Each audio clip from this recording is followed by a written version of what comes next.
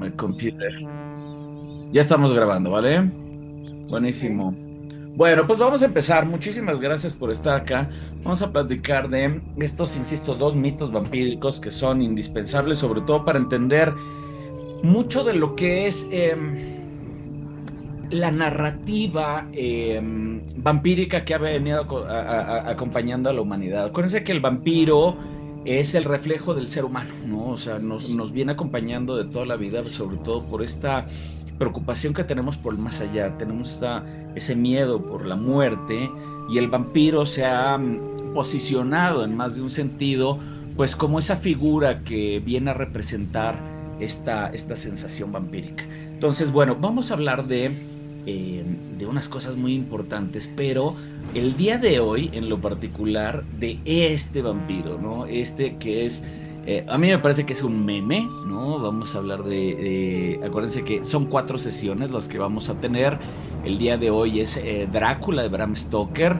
Y las siguientes 3 sesiones abordaremos cada uno de los Nosferatus. Primero el de Murnau, de 1922, luego el de Herzog del 79 y cerramos con el de Robert Eggers. Sin embargo, el día de hoy quiero hacer como estos entretelares, ¿no? Que tiene que ver entre lo que es una adaptación, ¿no? Acuérdense que este es un espacio de cine, ¿no? La pulguita cinéfila, entonces le vamos a dar un énfasis a cine, pero sobre todo un tema de adaptación de guión, adaptación de ideas, de dónde salen todos, y sobre todo, bueno, pues aquí tiene que ver esto como un mito va creciendo. Entonces, quiero hacer énfasis aquí porque esto a mí me parece un memazo, ¿no? El Drácula de Ford Coppola, ¿no? Que además se viste, se pone el disfraz de ser la versión más fiel de cine a la novela. Entonces, bueno, por eso quiero hacer una pausa por acá. Bueno, pues entonces vamos a hablar primero, insisto, de el mito de Drácula, porque al final del día es el que genera el mito de Nosferatu. O sea, Nosferatu y Drácula van de la mano, porque además tienen una historia que comparten en esta parte que se llama cine, ¿no? Todo lo que es un medio de comunicación, ahorita lo vamos a definir, ¿no? Y cómo ha ayudado a enriquecer una narrativa y a diferenciarlas de una u otra manera. Entonces, acordémonos que empieza una narrativa que, ojo, no es completamente original, que es la de Bram Stoker, ¿no? Que se publica en 1897 en Inglaterra bajo Archibald and Constable y que en términos generales no podemos hablar de que fue un éxito, ¿no? O sea, fue una novela que sí llamó la atención y fue bien recibida, ¿no? Pero en términos generales hay que entender que Drácula se ha permanecido en el gusto de la humanidad porque ha migrado a otros medios, ¿sí me entienden? O sea, a diferencia de muchas novelas que se mantienen en el libro, en la literatura, Drácula ha tenido un coqueteo constante con los medios de comunicación, ¿no? Prácticamente desde que Stoker la publica, él, que además era un experto en medios más que un escritor, la novela empieza a coquetear con los medios de comunicación y es por eso que sobrevive al día de hoy, ¿no? Drácula no es particularmente una novela bien escrita, esa es la realidad. Stoker no es un gran escritor, ¿no? Vámonos a hablar las cosas como son. Stoker en términos generales, yo podría decir que, pues es un escritor mediocre a bueno, ¿no? De mediano a bueno. No, no creo que ustedes tengan en la cabeza ningún otro escrito de Stoker que sea Drácula, ¿saben? A menos que sea, este, ¿cómo se llama? El invitado de Drácula, que al final del día es un segmento de Drácula finalmente. Pero bueno, Stoker tiene por ahí otras par de novelas que pasan francamente sin pena ni gloria. Tiene escritos más bien como de abogacía y demás, porque acordemos que Stoker era abogado. Y a partir de ahí, pues insisto, tiene una literatura mediocre, no es como Stephen King, que ahí sí podríamos hablar de un gran escritor de horror o un Edgar Allan Poe, cuya escritura es consistente. No, en el caso de Stoker, vamos desde mi perspectiva, es un gran hit wonder. el Drácula, porque además, insisto, no fue un gran éxito en su momento, pero sí ha sido un gran éxito en las adaptaciones que ha tenido otros medios. Y justo la adaptación que define a Drácula y lo pone en el ojo del huracán, pues es Nosferatu, ¿no? Nosferatu, ahorita estoy diciendo adaptación, pero en términos generales ahorita les voy a decir que no es una adaptación, ¿no? Pero justo así es como la conocemos, ¿no? En el imaginario colectivo, cuando hablamos de Nosferatu, ¿no? De inmediato se evoca, ¿no? Es que Murnau quiso adaptar Drácula de Bram Stoker, ¿no? A cine, cuando en realidad ahorita vamos a ver que eso no es cierto, ¿no? Son dos fenómenos completamente distintos, son dos mitos completamente distintos que sí corren paralelos y que sí están inspirados unos en el otro, sin duda alguna, eso es indudable, pero son dos productos totalmente distintos, ¿no? Así como tenemos, no sé, vamos a llamarlo Viernes 13 en cine, que es una gran película, y por el otro lado tienes, no sé, por llamarlo de alguna manera, Silent Hill en videojuegos. O sea, son dos productos mediáticos que pueden estar inspirados en ciertas cosas, pero viven completamente distintos. O sea, no porque en uno tengas un slasher, por ejemplo, el caso de Halloween y Viernes 13, ¿no? Que son como muy parecidos porque tienes un asesino que está serializando el asesinato y además que va sobre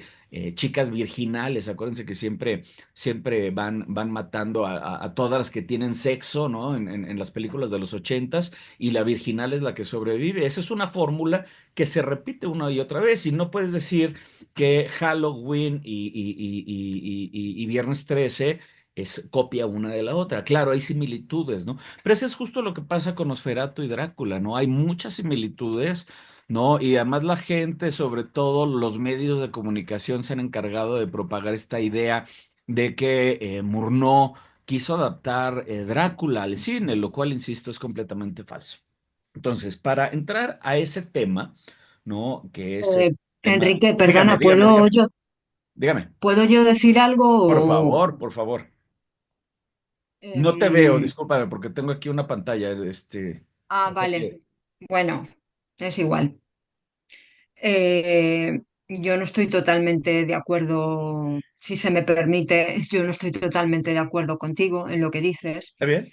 porque, bueno, la mujer de Drácula tuvo que pedir a Murnau los derechos de autor, porque, mm, bueno, pues era una, a ver, no una copia, pero sí que en realidad la imagen de Nosferatu es exactamente la imagen que se describe en el libro de Drácula. No es el Drácula de Coppola. Va, dame el beneficio de la duda, querida, por favor, porque precisamente pareces este curso. Entiendo lo que estás diciendo, pero ya te me adelantaste, ¿sabes? Apenas estoy empezando y tú ya estás en el punto 3. Entonces, vámonos un poco de la mano y Lo con siento. todo, eres muy bienvenida con todos los comentarios. Nada más yo sí te pediría que justo ahorita vamos a entrar a eso, al tema del copyright y todo eso. Para eso es este curso, precisamente. ¿Va? Está bien contemplado. Eres muy bienvenida con tus comentarios. Bueno, entonces, para hablar precisamente para fundamentar mi dicho de por qué son dos entes totalmente separados, tenemos que hablar de algo que es muy importante. Este fenómeno se llama transmedia, ¿de acuerdo? ¿Qué es la transmedia? Es esta capacidad de expandir una misma historia a partir de distintos medios, ¿ok? Eso permite que cada parte crea la historia más grande. ¿A qué voy con esto? Drácula de Bram Stoker es la novela transmedia por excelencia. Lo voy a explicar muy claro. ¿A qué me refiero con transmedia? Acuérdate, se está contando una historia a través de diferentes medios. Recordemos que Bram Stoker lo que hace es una novela epistolar. ¿Qué quiere decir epistolar? Epistolar quiere decir que son cartas las que van narrando la historia. No hay un narrador, o sea, no hay alguien que me esté contando la historia de Drácula. ¿De acuerdo? Aquí lo que vamos leyendo son las cartas, los diarios, las transcripciones, el fonógrafo, y entonces a partir de esos diferentes medios es que se va contando la historia completa de Drácula. Insisto, es una narrativa transmedia. Entonces, por lo tanto, Drácula tiene mucha relación con los medios de comunicación. Vamos a entender esto. Si bien yo digo que Stoker fue un escritor de mediocre a bueno, lo que sí les digo es que Stoker era un genio de los medios de comunicación. Stoker es lo que yo consideraría, más que un escritor, sería un creador de contenido en diferentes medios. Porque, ojo, Stoker lo que tenía era un nivel impresionante de dominio de los medios de comunicación que tenía a su alcance. Acordémonos que esto es 1897. ¿Sí? Esto es justo un año antes de que perdón, un año después de que los Lumière inventaran el cine con este corto de la llegada del tren, acuérdense. Esto es 1896, los Lumière.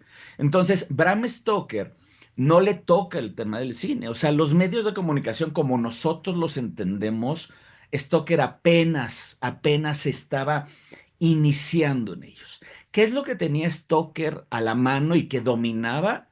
Para empezar, la máquina de escribir. No, bueno, era buenísimo en la máquina de escribir. No estoy diciendo, ojo, porque acuérdense, Stoker, lo primero que él estudia es ser abogado. Entonces, antes que entrar al teatro, antes que ser escritor, antes que ser cualquier cosa, era abogado.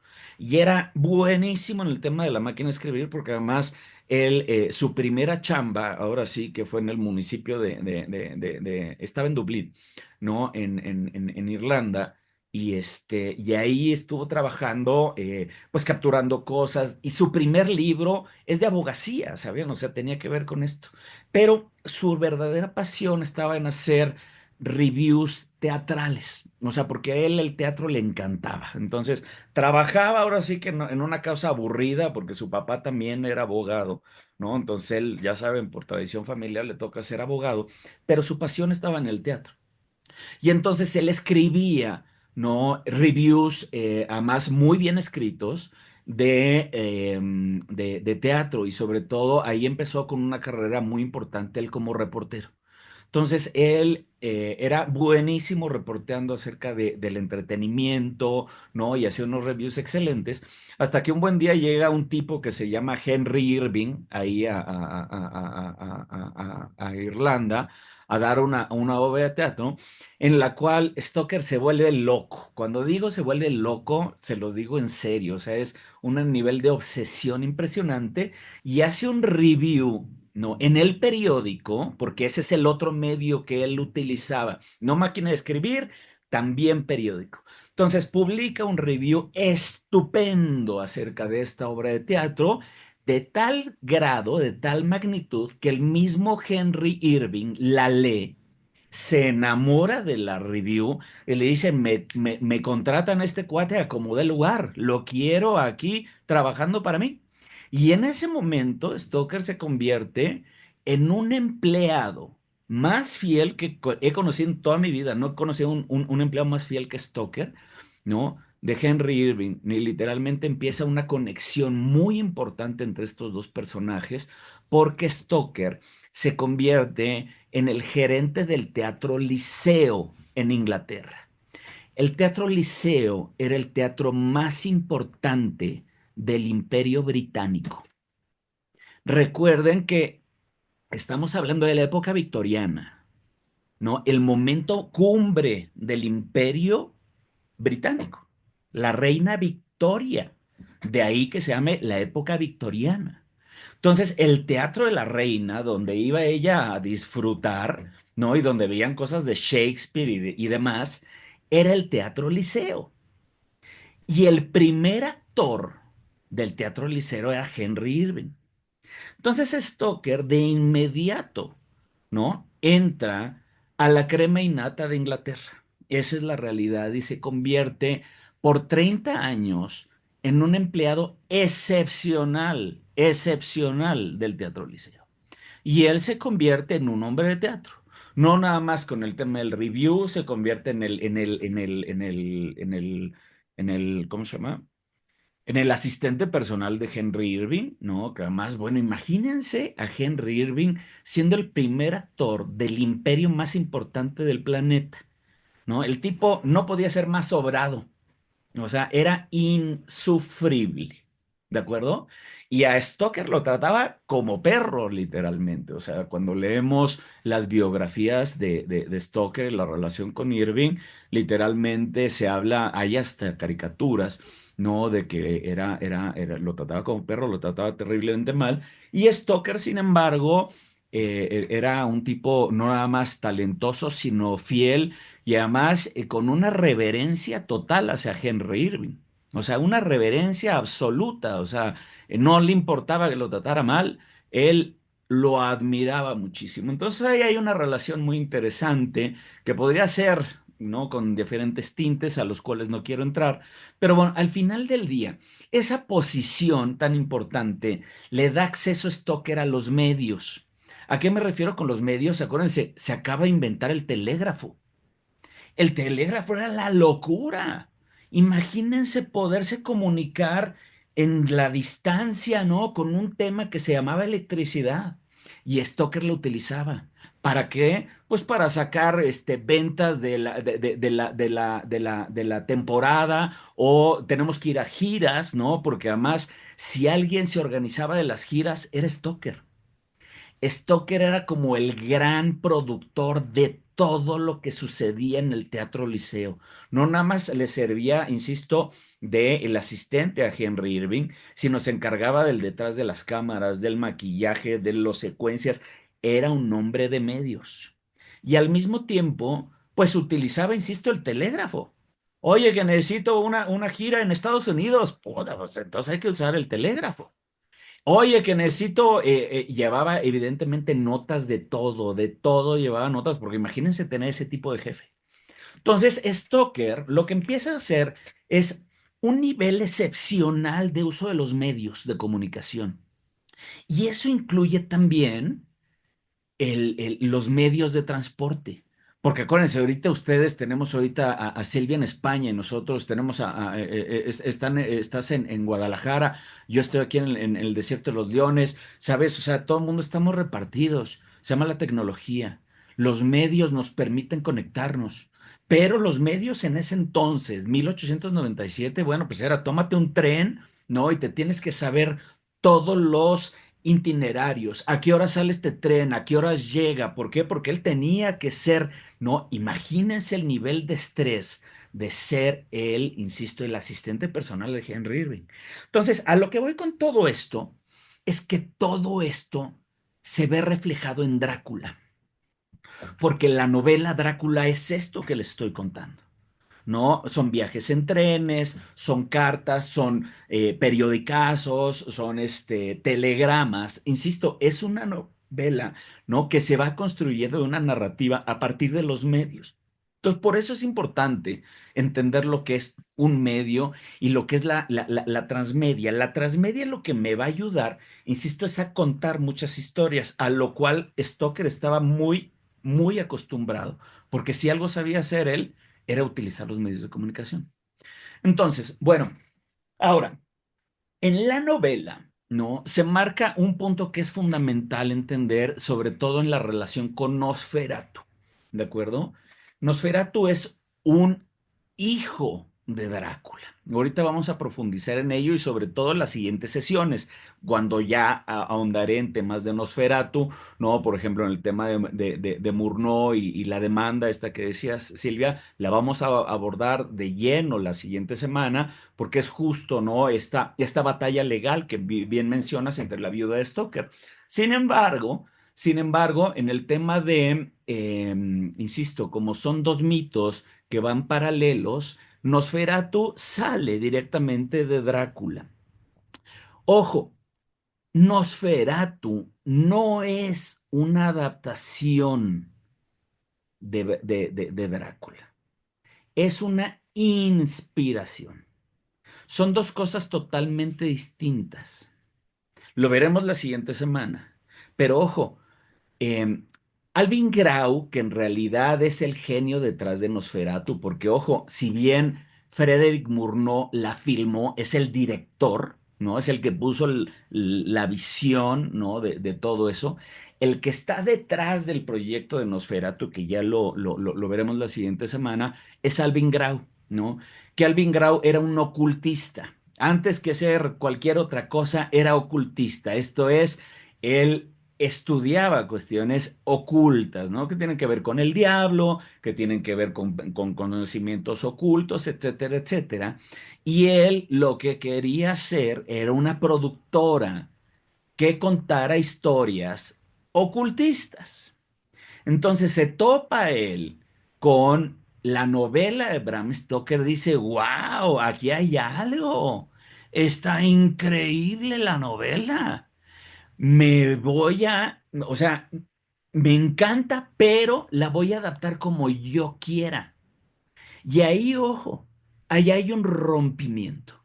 Porque, ojo, él no está adaptando Drácula, sino que se inspira en Drácula para crear su Nosferatu. ¿Y de dónde vienen los grandes temas con la inspiración de Nosferatu y Drácula? Precisamente de la misma novela. Y esto es bien interesante porque, ojo, todo esto sucede la noche del 30 de septiembre. Acuérdense que la novela epistolar tiene fechas, ¿no? Entonces, corre del 5 de mayo al 6 de noviembre. Y justo la noche del 30 de septiembre pasan muchas cosas, ¿no?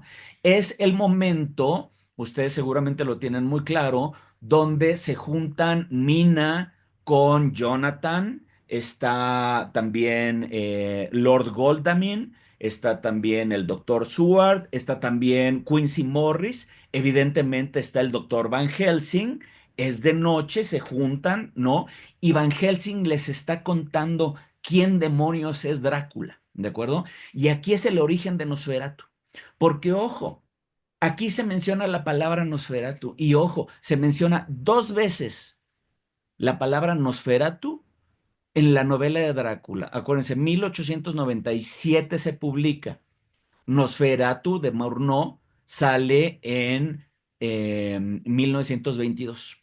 ¿De acuerdo? Entonces, mucho antes de la película se publica la novela. Y aquí se los marqué en rojo. ¿De acuerdo? Esta es mi traducción. Entonces, aquí está contando Van Helsing, ¿no? Y le dice, amigo Arthur, si hubieras recibido ese beso del que sabes de que la pobre Lucy muriera, o nuevamente anoche cuando abriste tus brazos hacia ella, en el momento que hubieras muerto, te habrías convertido en Nosferatu.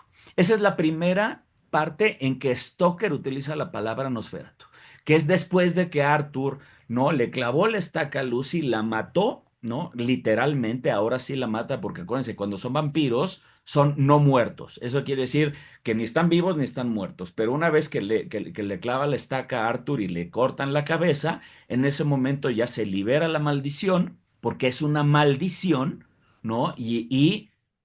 Descansa. Pero esta es la primera vez que Van Helsing utiliza el término Nosferatu. Un poco Perdón, más perdón, adelante, dígame. ahorita mencionabas algo de que estaba como subrayado. Yo solo veo la pantalla de los participantes. No sé si no se está ¿Cómo compartiendo crees? tu pantalla.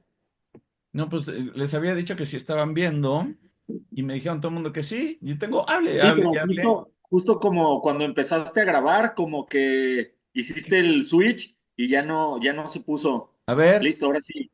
Perfecto. No, hombre, pues estoy hable y hable y hable. A ver, vámonos para atrás. Vámonos para atrás. Espérenme.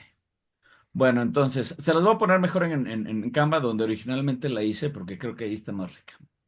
A ver, vámonos para acá. Les decía yo, eh, estábamos en... Un segundito, déjenme la abro. No puede ser. Qué coraje. En fin. Pero qué bueno que lo dijiste, porque además como yo no los veía a ustedes, yo no sabía si estaba yo, hable y hable. Pero bueno, en verdad está una presentación llena de contenido. ¿Ahora sí la ven? Sí, todo bien. Bueno, se las voy a recorrer porque seguro no vieron nada. Entonces, nada más la repaso rapidito, ¿de acuerdo? Entonces, había yo empezado con esto. Esta es la base de lo que pasa con Drácula y Nosferatu. Nos encanta contar la misma historia una y otra vez, pero cada vez lo hacemos mejor y con mejores medios. Entonces, bueno, aquí era la presentación y aquí era el meme del que les decía yo que empezaba, ¿no? Este meme que ahorita circula muchísimo, donde vemos, bueno, pues que está el Nosferatu. Aquí le llaman el hungry, el lonely y el horny, que querría decir el hambriento, el solitario y el calenturiento, por llamarlo. Hey, silencio, mamá, no puedo atenderte ahorita. Perdón, es que acabo de adoptar una perrita y está muy chilloncita. Entonces la tengo aquí a mi lado. Bueno, les decía, este es un meme que ahorita está circulando muchísimo y que además tiene que ver mucho con esto, porque en términos generales son las grandes diferencias entre los Nosferatus, pero donde nosotros nos vamos a clavar es en este meme, que es en el Drácula de Ford Coppola, ¿no? Porque, bueno, pues tiene que ver con que se roba la identidad de Bram Stoker, pero no tiene nada que ver una cosa con la otra. Entonces, les decía yo, tenemos tres Nosferatus, ¿no? Que son los que vamos a analizar, y les decía yo que el fenómeno transmedia, ¿no? Es esta capacidad de expandir una historia. Denme un segundito, por favor. Déjenme, porque en verdad esta chaparrita está haciendo mucho, Sí, sin problema. mucho. A ver, mamita, mamita, no puedo atender, ¿ok? Silencio, silencio. Ya. Ahora, lo de la transmedia, habíamos, esta parte se me había pasado a explicarla hace rato. En cine, cuando hablamos de adaptación, es este proceso de reinterpretar una obra de un medio a otro. En este caso, estamos hablando de el medio donde publicó Stoker es el libro. Y si Nosferatu fuera una adaptación, ¿no? Estaríamos hablando de que Murnau hubiera agarrado la novela y lo hubiera querido llevar a cine, ¿de acuerdo? Pero no sucede así, porque no es el mismo argumento, no son ni siquiera los mismos personajes, ¿saben? O sea, no son ni los mismos tiempos ni nada. Ahorita vamos a hablar de eso, claro. Como bien dice Silvia, la esposa de Stoker ganó incluso una demanda, pero una demanda que, insisto, no tiene ningún tipo de fundamento si la vemos realmente con un ojo crítico y objetivo. Entonces, insisto, la adaptación es realmente el proceso de reinterpretar y trasladar una obra de un medio a otro, cosa que esto no hace Murnau. Ahora, lo que sí hace Murnau es esto, una obra original a partir de la inspiración. ¿Qué es esto? Es una creación nueva completamente, que es una creación artística, puede ser narrativa o en este caso fílmica, que aunque toma elementos, ¿no? En este caso de Drácula, como ideas o referencias o sea, es evidente que Murnau, ¿no? Le roba a Stoker varios elementos, ¿no? Pero desarrolla un universo propio, ¿no? Y eso es lo que les digo. La película de Murnau son dos historias totalmente distintas, ¿no? Porque además el personaje del conde Orlok es un personaje movido por el amor, cosa que el amor no es mencionado ni por error en la novela, ¿saben? O sea, eso no tiene nada que ver. El elemento de romance, que es lo que define a Nosferatu, ¿no? Esta relación con Helen, ¿no? Que además ahorita la volvemos a ver con Robert Tigers. Ese elemento no existe en la novela, pero para nada, ¿saben? O sea, está completamente distorsionado. Entonces, insisto, lo que hace Murnau es una obra original a partir de la inspiración, sin duda alguna, ¿no? Y entonces le hace una expansión porque, bueno, ahí es donde esta novela que estamos viendo aquí, ahí es donde se va precisamente al cine y con lo del tema tan mediático de la demanda, ¿no? Entonces la gente asumió que sí era una adaptación, pero insisto, no es una adaptación como tal, sino es una inspiración, que son dos cosas distintas. Entonces, ya entrando a esto, les comentaba yo que Stoker era un hombre de medios, ¿no? Que utilizaba los diferentes medios de comunicación, particularmente la máquina de escribir, ¿no? Y precisamente su novela, Drácula, es una novela completamente mediática. No es una novela, para empezar, transcrita a máquina. Acuérdense que lo primero que les dije es Stoker sabía utilizar la máquina de escribir. Entonces, ¿no? Y de hecho él se pone en el papel de Mina Harker, ¿no? Porque en realidad el que está escribiendo todo, pero en la novela, la que se supone que hace las transcripciones, pues es la misma Mina Harker, ¿no? Que ese es el papel de Mina en la novela. Ojo, la novela es completamente machista, está completamente fuera del espectro woke, completamente fuera del espectro woke. Eso de que Drácula tiene tintes homosexuales, de ninguna manera, de ninguna manera. Drácula no puede ser más macho, ¿sabes? Es un macho misógino, es completamente un villano. O sea, es un monstruo, no tiene reparo en ello. Y entonces, fíjense qué tan macho es Stoker, que dice que Mina es tan valiosa como mujer que podría llegar a ser un hombre.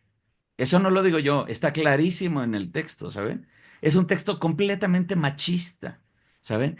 Realmente la función de Mina es la de organizar todo, ¿no? Y las transcripciones, ahora sí que es la mecanógrafa, es la secretaria, y es la que nos permite literalmente leer Drácula, ¿no? Porque nosotros leemos Drácula gracias a las transcripciones de Mina Harker.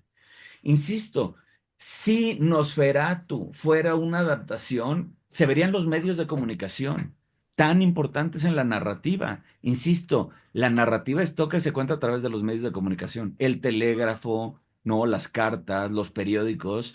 En cambio, en Nosferatu no se presenta ni un solo medio de comunicación. Esa parte es muy importante. Entonces, ahí hay un rompimiento.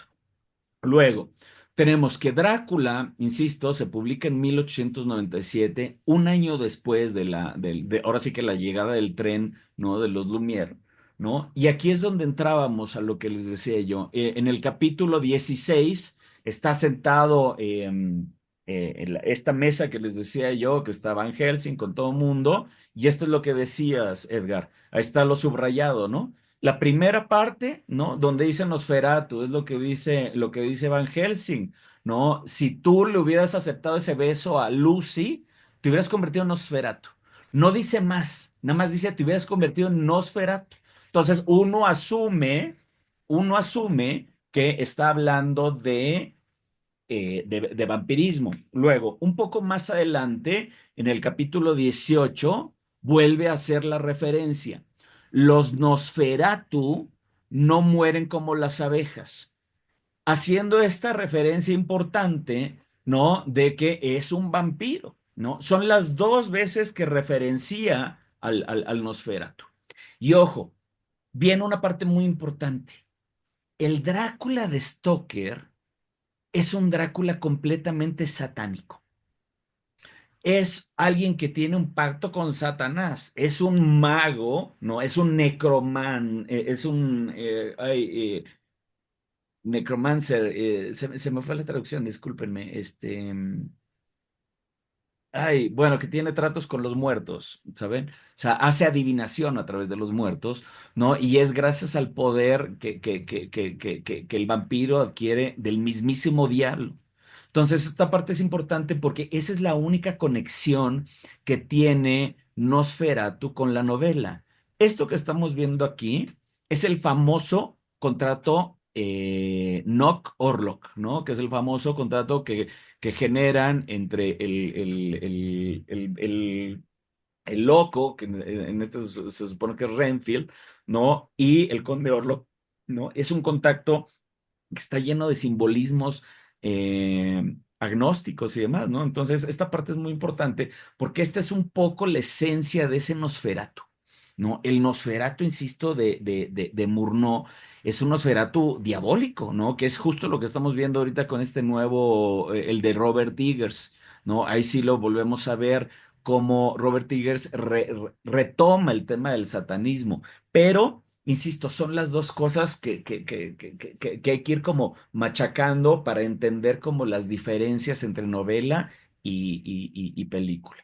Luego, si regresemos a la novela, fíjense, esta parte es importante porque, ojo, aquí Van Helsing dice muy claramente que el vampiro, en este caso Drácula, no proyecta sombra, no refleja en el espejo, eso lo sabemos todos, ¿no? El vampiro no tiene reflejo en el espejo, y aquí lo dice clarísimo Van Helsing, no tiene sombra. Los vampiros, hasta antes de llegar al cine, no tenían sombra. Esa es una cualidad importantísima, porque, insisto, el vampiro de Stoker no tiene alma, por lo tanto no tiene reflejo. Esa es parte de la tradición vampírica, del folclore. No tiene reflejo en el espejo y no genera sombra, porque no tiene alma. ¿Y qué es lo que hace Murnau? Pues pone una sombra gigantesca. ¿Saben? Ahí ya de entrada hay una diferencia argumental total entre los dos personajes. ¿Sabes? El vampiro de Stoker no tiene sombra. El vampiro de Murnau sí tiene sombra. Vamos, hasta hay una película de William Dafoe que se llama La sombra del vampiro. Tan importante es para la narrativa de Nosferatu la sombra, que, insisto, hay una película que se llama La sombra del vampiro con William Dafoe. Insisto, es una antítesis del vampiro de Stoker. Luego, por otro lado, puede transformarse en lobo, ¿no? Y en vampiro. Son en los dos animales en los que el vampiro de Stoker se puede transformar. El vampiro de Murnau, si se llega a transformar, se transforma en rata. ¿Por qué? Porque el vampiro de Murnau está asociado con la peste, como el vampiro folclórico. La mayoría, el vampirismo sale de las pestes, ¿no? O sea, no es casual que ahorita Robert Eggers haya estrenado Nosferatu. Acuérdense que hace 2 años salimos de una peste mundial que literalmente nos tuvo a todo el mundo encerrados. Y cuando digo todo el mundo, es todo el mundo. Pero eso llévenselo a las pestes bubónicas, las pestes que han azotado, por ejemplo, en España, la gripe española. ¿Estás de acuerdo, Silvia? O sea, son fenómenos culturales que además nos hacen reflexionar mucho con la muerte, porque además, pues nos acaba de pasar, pues ahorita estamos y en 2 minutos ya no estamos porque nos enfermamos y nos morimos. O a lo mejor alguien que parecía que estaba muerto, a lo mejor no estaba muerto porque a lo mejor estaba catatónico y se levanta. Entonces todo eso genera las historias de vampiros. Insisto, no es casual que Robert Eggers, y es más, ahorita viene Luc Besson también con otra película de Drácula, creo que en 2 meses se estrena, y hace unos meses en Estados Unidos también estrenaron 2 versiones de Drácula, y en México Eugenio Derbez tiene a Drácula. ¿Saben? Los vampiros están de regreso, ese es indudable.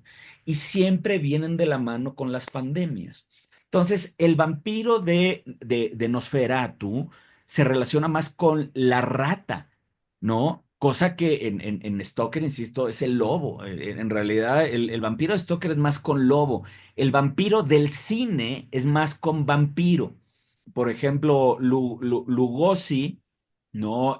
No se transforma en nada más que hay un par de escenas de vampiros, pero la transformación a vampiro tiene que ver más con un efecto en el teatro, porque acuérdense que Drácula se presentaba mucho en el teatro, y el efecto era que desapareciera el vampiro en una trampa, y hasta se llama la trampa del vampiro, que eran estas hoyos en el escenario donde se caía, ¿no? El actor, salía humo, y ahí salía un vampirito, el típico vampirito ese de las películas, ¿saben? Entonces, esa era una transformación de teatro. Entonces, por eso es que a Drácula se le relaciona más con el vampiro animal, ¿no? Que con el lobo. Pero si leemos la novela, se transforma más en lobo que en vampiro. Pero bueno, justo Robert Eggers ahora lo retoma, ya después lo abordaremos, pero si se fijan, el vampiro de Robert Eggers es más Drácula que Conde Orlok. En más de un sentido, o sea, porque lo vemos bigotón, como lo describe Stoker, lo vemos con poderes de Drácula, que eso, insisto, eso no es de Murnau, porque Murnau sí está creando un vampiro completamente alejado, ¿no? Los otros, tanto Werner Herzog, Herzog fue el culpable de ponerle los nombres de Drácula, de Jonathan Harker a sus personajes, y eso porque justo acababa de romper el tema del copyright que mencionabas hace rato, sí. Entonces, pero en realidad Herzog lo que quería hacer la misma obra de Murnau, pero como justo acababan de vencer los copyrights, dijo, le voy a poner los nombres de la novela, cuando en realidad, pues Murnau estaba haciendo otra cosa, insisto, son otros personajes, tienen otro nombre. Pero bueno, regresando a este tema de la novela, acá hay otra parte que es muy interesante.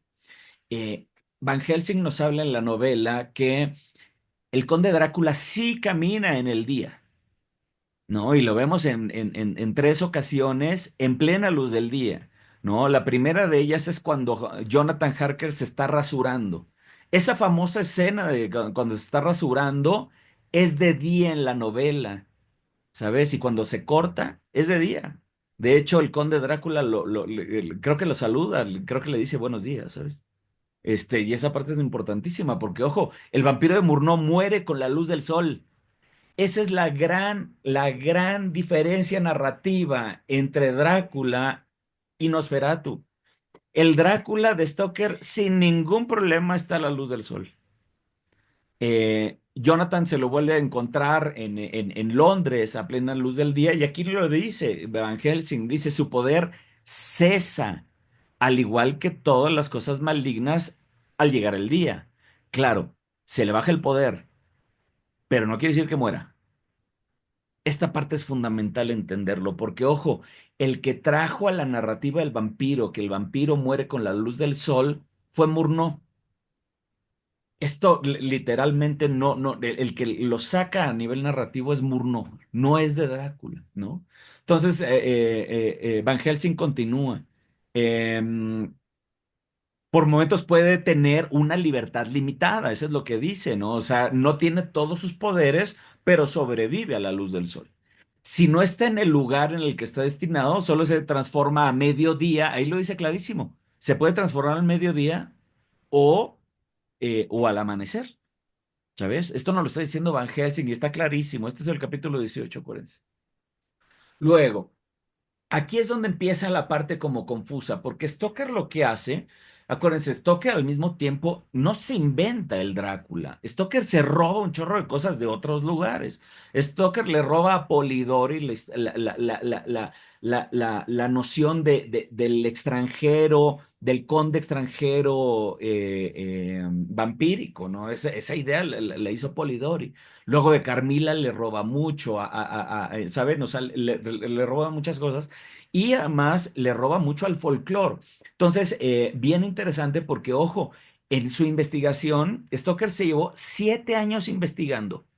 Muy importante, perdón, no investigando, escribiendo Drácula. Y iba tomando notas de todo, porque acuérdense que era reportero, lo que les dije al principio, ¿no? Entonces, era reportero y tomaba notas precisas de todo. De hecho, en el Museo Rosenbach de Estados Unidos está la exposición de las notas de Stoker, que digamos que es el detrás de cámaras de cómo Stoker fue tomando notas precisas de todos. O sea, por ejemplo, uno de los lugares que más le gustaba de ir de viaje era el puerto de Whitby. Y era algo que le encantaba a él hacer, iba con su familia. Entonces, cuando iba para allá, tomaba notas y de repente hubo un barco, se enteró que había un barco que había encallado ahí en el puerto de Whitby y entonces se metió a la biblioteca y entonces investigó sobre ese naufragio que se llamaba el Dimitir, que era un barco ruso que literalmente, ¿no? Chocó en la playa de Whitby. Entonces tomó nota de eso y en vez de llamarle Dimitir, le llamó Demeter. Y eso es lo que hace Stoker. Toma, toma y toma datos de aquí, toma datos de allá, ¿no? Y los va incorporando a su narrativa. Y uno de los libros que es fundamental para entender la narrativa de Stoker es el libro de Emily Gerard. Emily Gerard era una escocesa que en tiempos de Stoker era esposa acuérdense que el Imperio Británico era muy extenso, entonces un embajador, ¿no? Lo mandaron a la zona de Rumanía, hoy es Rumanía, ¿no? En ese entonces no se llamaba Rumanía, pues era el Imperio Austrohúngaro, entonces como tal Rumanía no estaba definido, pero es la zona que ahorita entendemos como tal, ¿no? Y entonces ahí este embajador iba con su esposa Emily Gerard y ella escribe un libro que se llama La tierra más allá del bosque. Eso significa Transilvania. Trans, más allá, silva, bosque, vania, tierra. Entonces, la tierra más allá del bosque es el libro que Stoker consulta. Stoker jamás puso un pie en Transilvania. Jamás, jamás, jamás, jamás, jamás. Pero se documentó muy bien. Y la manera en que se documentó fue a través del libro de Emily Gerard. Y entonces a partir de eso, porque Emily Gerard como extranjera se pone a recabar, ¿no? Con mucha precisión las tradiciones rumanas, ¿no? Lo que veía y sobre todo el folclore, y le llama poderosamente la atención el tema de los vampiros. Entonces lo registra por ahí. Y ojo, Emily Gerard, ¿no? Ahorita vamos a entrar a ello, pero comete un error porque la palabra Nosferatu no existe. Ahorita lo vamos a ver. Es un invento que ella trae, ¿no? Porque no, ahorita, por ejemplo, en los medios, ahorita lo van a ver mucho en YouTube, ¿no? Que viene del griego y que, no, no, no. Eso ahorita vamos a hablar, eso es mentira, ¿no? Pero bueno, al final del día, acuérdense, Stoker se roba de aquí y de allá, ¿no? Ideas. Y de aquí se saca, por ejemplo, el tema de la escolomancia. Aquí lo vemos aquí en el texto, ¿no? Aquí está marcado en rojo. ¿No? Habría tenido tratos con el maligno. Esto quiere decir que su Drácula había tenido tratos con el maligno. Y estos aprendieron sus secretos en la escolomancia, ¿no? Ese dato lo saca de Emily Gerard. Emily Gerard sí habla de la escolomancia. La escolomancia sí es un dato realista, ¿de acuerdo? Donde, ojo, Drácula no adquiere sus poderes porque otro vampiro lo haya convertido. Drácula adquiere sus poderes porque hace un pacto satánico, y aquí lo está diciendo clarísimo. Le vende su alma al diablo. ¿A cambio de qué? De conocimiento. Acuérdense que el ocultismo es eso, ¿no? El saber más, ¿no? Antes era del diablo, ¿no? La iglesia prefería que no supieras nada y cualquier cosa que te salieras de aquí es del diablo. Volten a ver eh, el nombre de la rosa de Humberto Eco. ¿No? El simple nombre de la risa, el libro de la risa de Aristóteles era algo prohibido. No podías saber de ello. Entonces, era mejor que murieras envenenado a que te enteraras. Entonces, acuérdate, conocimiento era poder. Entonces, aquí lo que está diciendo Stoker es que su vampiro, ¿no? Se va a la escolomancia, que sí es una escuela que sí existía, ¿no? En la tradición rumana, por lo menos, donde 9 estudiantes entran a estudiar ocultismo. Y eso les da poderes, ¿no? Sobre todo lo que más se menciona en el libro es la capacidad de montar dragones, ¿no? Esa parte es muy importante. Dragones, acuérdense de la palabra. Y por el otro lado, de dominar el clima. Esos eran como los dos grandes poderes que tú sacabas si estudiabas en la escolomancia. Entonces, aquí justo él se roba estos dos datos y lo mete a su narrativa diciendo que Vlad el Empalador, que es este personaje histórico que se le roba a Emily Gerard el nombre, porque ojo, casi después de 7 años, la novela de Stoker se llamaba El No Muerto y su conde se llamaba el Conde Wampir, con W, con W, ¿de acuerdo? Se llamaba Wampir y con Y. Y fue hasta que se topa con el libro de Emily Gerard que se lee la palabra Drácula y le vuelve loco. Dice, oye, esto está increíble, este nombre. Me encanta. Me lo voy a robar. Y literalmente se lo roba a Vlad Tepes. Y entonces aquí es donde Stoker nada más un poco forza, ¿no? Su robo diciendo que el Drácula de la novela es el mismo Drácula histórico, ¿no? Y eso es un poco lo que ha generado tanta confusión, porque ojo, el Drácula histórico sí existió, ¿no? Y bueno, pues para los romanos es un héroe nacional. ¿Por qué? Porque defendió sus trincheras perdón, sus fronteras de las invasiones musulmanas. Silvia, pues tú sabrás, ¿no? Lo poderoso que eran, ¿no? Que llegaban por ambos lados este gran imperio, ¿no? Tanto por España que llegaron, como atacaban también Italia y demás. Y bueno, la puerta de entrada era Rumanía, bueno, pues lo que conocemos como Rumanía. Y ojo, Vlad el Empalador no tenía ejército para combatir a este gran imperio. Es como los 300, ¿no? De las Termópilas, ¿no? Entonces, pues vienen todos los turcos y lo bueno es que en los 300, pues se les daba el territorio y entonces, oye, pues si nos hacemos todos aquí, pues hacemos un corcho, un tapón y entonces así no pasará, ¿no? ¿No? Pero en el caso de Vlad Tepes, pues lo que hace es empalar. ¿A quién empala? Pues a sus enemigos. ¿Por qué? Porque es un mensaje muy poderoso. Imagínate cuando llegan los turcos y se encuentra, creo que era un bosque de 10,000 turcos empalados. No, bueno, pues entonces dijeron, no, pues esto es del diablo. Mejor ni me meto aquí.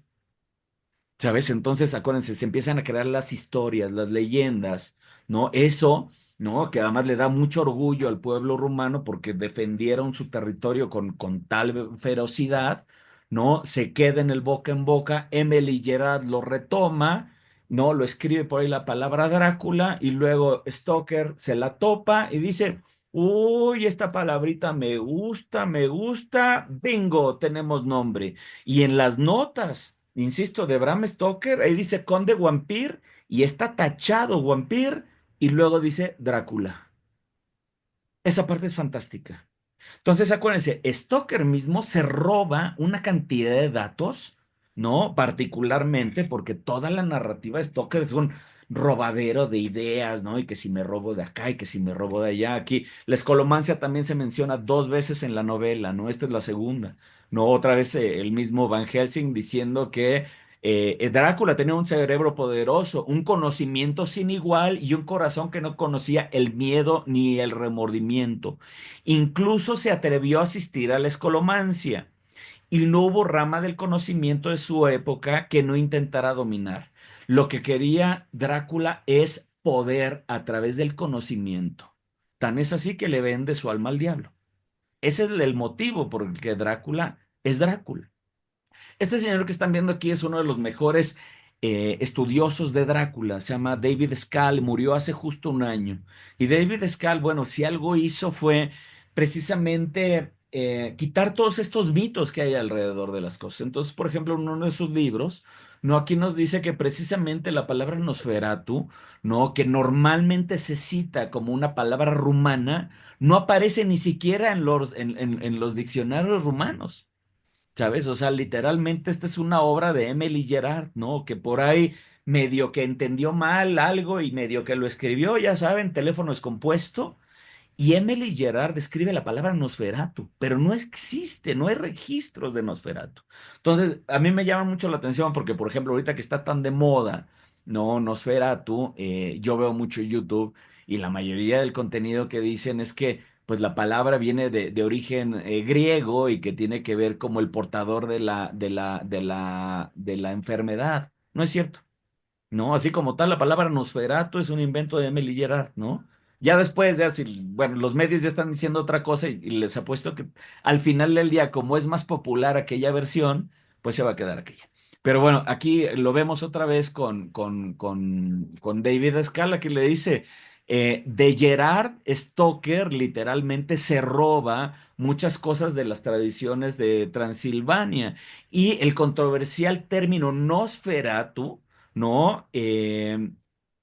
Simplemente se lo apropió, ¿cómo se llama? Stoker, insisto, no tiene ningún sustento ni siquiera en los libros. Y este es el libro, ¿no? ¿Cómo se llama? The Land Beyond the Forest que les digo, ¿no? La tierra más allá del bosque. Que ojo, aquí ella es Elizabeth Miller, ella fue la estudiosa académica más importante que ha habido de Drácula. Ella tiene un libro maravilloso, se los recomiendo mucho, que se llama Sense and Nonsense de Drácula, que se llama eh, Tonterías y no tonterías de Drácula, así se traduciría. Y la verdad es que es una maravilla. Y aquí ella otra vez lo vuelve a decir, ¿no? La descripción de la palabra Nosferatu, que Gerard usa erróneamente como sinónimo del vampiro, es solamente se fue a la novela. Insisto, la palabra Nosferatu no existe literalmente. Entonces, Gerard se la inventa, a Stoker le gusta, la utiliza dos veces en su novela para describir al vampiro y luego Murnau, que quería hacer una historia de vampiros, dice, esta es la palabra que necesito, ¿no? Y esa es la que se roba y literalmente eso es lo que hace. Ahora, ya para ir terminando, esto es el texto de Emily Gerard y esto es lo que se refiere. Este es el libro de Emily Gerard que dice, más decididamente, bueno, más el mal más decidido es el Nosferatu o vampiro, que en Rumania se percibe como el vampiro, ¿no? Y es un poquito lo que dice Gerard y esto lo dice en este libro que se llama ¿cómo se llama? La tierra más allá del bosque. Y aquí está otra vez en las notas de Stoker, ¿no? En la nota precisamente número 39, porque acuérdense, están numeradas, ¿no? En secuencia. En la nota 39, ahí dice vampiro o Nosferatu, ¿no? Y que literalmente ese es de donde se la roba de Gerard. Entonces, hay evidencias claras que Stoker se lo roba de Gerard. Y esto viene a un fenómeno que además en el arte sucede muchísimo. A mí me gusta mucho decírselo a mis alumnos que se los recomiendo con este libro y se los recomiendo a ustedes también. ¿No? Se llama Roba como un artista. Está en español, así se llama, Roba como un artista, de Austin Kleon, donde hace un análisis precisamente de cómo ningún arte es completamente original, todo arte es robado, o sea, forzosamente. Fíjense, esto me da mucha risa porque esta misma frase la tenía Pablo Picasso, que dice, el mal artista imita, el gran artista roba. Silencio. El mal artista roba. Ese es de Pablo Picasso. Pero ya vieron quién la robó ahora. ¿Quién le tachó a Pablo Picasso? Banksy. Lo que está haciendo Banksy es robarse esa obra de la misma tesis, ¿sí me entienden? Y aquí lo vemos otra vez con Steve Jobs, que ojo, la idea del ser humano es, oye, yo veo esto, me gusta, me lo apropio y lo hago algo nuevo. Esa es la creación humana. Así es como la humanidad hemos llegado a donde estamos. Y aquí están las notas de Stoker. Aquí están las notas de Stoker. Aquí están las notas de Stoker, la pueden ver por ahí, ¿no? Está literalmente claro de dónde saca referencias de todos lados. Que si de Transilvania, que si de Emily Gerard, que si de, literalmente lo vemos de todos lados, ¿no? Y esta parte es muy interesante porque es muy padre estudiar a Drácula porque uno se da cuenta de que literalmente Stoker, pues hizo eso, o sea, Stoker fue un ladrón de ideas, ¿no? Entonces el mismo Stoker, el problema es que Stoker era abogado, acuérdense. Y entonces lo que hizo, ¿no? De inmediato cuando terminó de escribir su novela, fue registrarla. Y aquí empiezan los problemas. Ese problema que decías tú, Silvia, justo el del copyright, porque Stoker era abogado. Y Stoker, ojo, se obsesionó con registrar Drácula en todos los territorios que él pudo y él se obsesionó en llevar Drácula a todos los medios que él pudo. Para empezar, fíjense este dato es fundamental. Acuérdense que él le venía de teatro. ¿Ustedes sabían que publicó Drácula 15 días antes en teatro que publicarla en libro? ¿Sabían ese dato? Esa parte es muy importante porque precisamente Stoker lo que él estaba pensando es en las adaptaciones. Ok, ya tengo esta idea, ya está en libro, ¿cómo me lo llevo a teatro? Insisto, apenas estaba estrenando el cine. Un año antes había estrenando el cine. Pero yo les aseguro que Stoker hubiera muerto por llevarse su novela al cine, ¿saben? O sea, le hubiera encantado. Stoker la llevó a los periódicos. Stoker la publicó él mismo la publicó en los periódicos. Entonces, esta parte es, ¿sí me están viendo? ¿Sí me ven? Perfecto, gracias, perdón. Entonces, esta parte es muy importante porque acuérdense lo que les dije, Stoker era abogado. Entonces, lo que él hizo es, yo quiero lucrar con mi idea. Entonces, él sí se robó, pero no permitió que otros le robaran. Y esa es la parte que no me parece que sea muy adecuado del relato y la parte dramática de esto, porque eso va a generar después un conflicto que justo es el que tú mencionabas, Silvia, que es el gran factor que pone, ojo, a Nosferatu en el mapa. Gracias a esa demanda es que Nosferatu se pone en el mapa. Bueno, voy a regresar rápido ya para ir cerrando y entrar a la participación. Y sobre todo vamos a analizar la película de Bram Stoker, porque esa parte es muy importante, ¿no? Entonces, acuérdense, la narrativa de Stoker es muy importante. Tenemos a un Jonathan Harker que va a vender una propiedad a un conde en Transilvania. Ese conde ya tenía compradas las propiedades en Inglaterra porque el conde lo que quería hacer era expandir su dominio del mal en el mundo. El conde no está buscando a Mina Harker, el conde no está buscando romance. ¿Sabe? El conde tiene a tres mujeres encerradas en su castillo, las cuales son mal llamadas novias, porque insisto, eso es de Hollywood. ¿No? En la novela no se mencionan como novias, en la novela son las tres hermanas siniestras, punto, ¿saben? Entonces, él tiene a sus concubinas por ahí y no le hace falta ni tantito, ni el amor de Lucy, ni el de Mina. Eso es, insisto, de Hollywood. Pero insisto, tenemos a un Jonathan Harker que migra para allá hacia lo desconocido, esa historia insisto, es de Polidori. En ese entonces se topa con gitanos que además eran muy comunes en Inglaterra, eran como estos elementos extraños y por eso los incluye ahí, además de acuérdense que los gitanos provienen de Rumania en términos generales, ¿no? Y entonces Jonathan Harker va en este viaje desconocido a conocer a este conde que además está más muerto que vivo. Stoker ¿cómo se llama? Lo escribe muy bien precisamente como el Nosferatu de Robert Eggers, justo este Nosferatu, por eso vienen tantas confusiones, porque el Nosferatu de Robert Eggers no es otra cosa más que el Drácula de Bram Stoker, ¿saben? O sea, acuérdense, el Nosferatu se llama Conde Orlok, no se llama Drácula. El original se llama Conde Orlok, no Drácula. El que le pone Drácula es Werner Herzog, por una necedad de Herzog. Pero eso ya es en la segunda versión. Insisto, en la primera se llama Conde Orlok y es completamente distinto visualmente que el Conde Drácula, porque insisto, el Conde Drácula de la novela es este que están viendo acá. Es un viejo muerto, ¿no? Porque además lo menciona pálido, casi casi de mármol, ¿no? No tiene color.